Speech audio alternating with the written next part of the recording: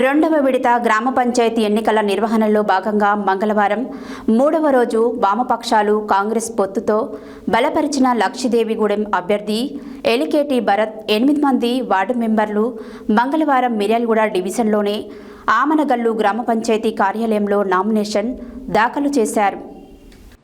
రెండో విడత గ్రామ పంచాయతీ ఎన్నికల నిర్వహణలో భాగంగా మంగళవారం మూడవ రోజు వామపక్షాలు కాంగ్రెస్ పొత్తుతో బలపరిచిన లక్ష్మీదేవిగూడెం అభ్యర్థి ఎలికేటి భరత్ 8 మంది వార్డు మెంబర్లు మంగళవారం మిర్యాలగూడ డివిజన్లోనే ఆమనగల్లు గ్రామ పంచాయతీ కార్యాలయంలో నామినేషన్ దాఖలు చేశారు.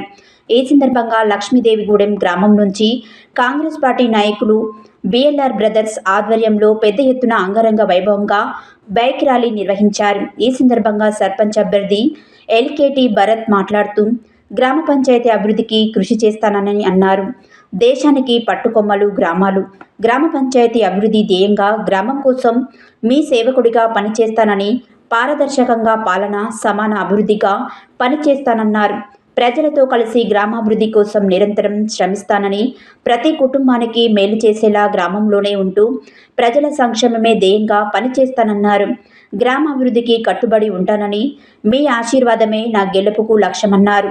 ఒకసారి సర్పంచ్గా నన్ను గెలిపించి ఆశీర్వదించండి, గ్రామాభివృద్ధి లక్ష్యంగా పనిచేస్తానని తెలిపారు. విద్యావంతులు కావడంతో గ్రామంలోని ప్రతి సమస్యపై అవగాహన ఉన్న నాయకుడిగా ఆశీర్వదిస్తే అభివృద్ధి చేస్తానని, గ్రామ ప్రజల సమిష్టి కృషితో గ్రామాభివృద్ధికి ప్రణాళికలు రూపొందించి గ్రామస్తుల సహాయంతో గ్రామ పంచాయతీ అభివృద్ధి చేస్తానన్నారు. ఈ కార్యక్రమంలో కాంగ్రెస్, సిపిఎం పార్టీ నాయకులు, బిఎల్ఆర్ బ్రదర్స్ తదితరులు పాల్గొన్నారు.